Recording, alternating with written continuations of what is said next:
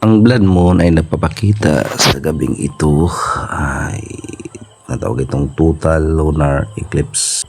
Maraming mga sabi-sabi kung ano ang mga ibig sabihin nito. Sa mga matatanda, meron ding tayong mga preachers na ito ay mga sign na at nakatalaga o nakatala sa Biblia. Ang blood moon daw ay isang sign or ito na ay hudyat na tayo ay nasa huling mga araw na talaga. Ito ay isang sign na tayo makakaabot talaga sa huling araw, yung pagdating sa ating Panginoong Hesus, yung pangalawang pagdating ng ating Panginoong Hesus. Ito ay mga sign na kailangan nating sa puso na talagang merong darating na mga sakuna, tulad na lamang sa mga gera sa ibang bansa.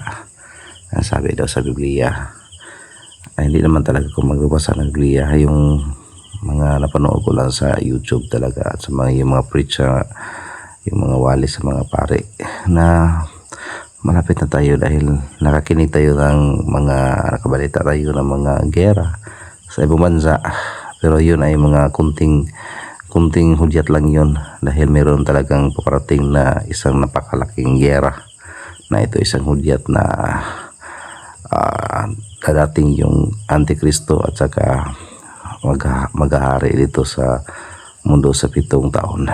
Tapos magiging slave tayo sa kanya. Tatakan tayo ng 666 sa ating noo. At kung hindi tayo napapayag ay may mga parusa tayong matatanggap tulad ng pagpugot ng ulo at papatayin tayo, susunugin tayo sa kanyang mga kawal.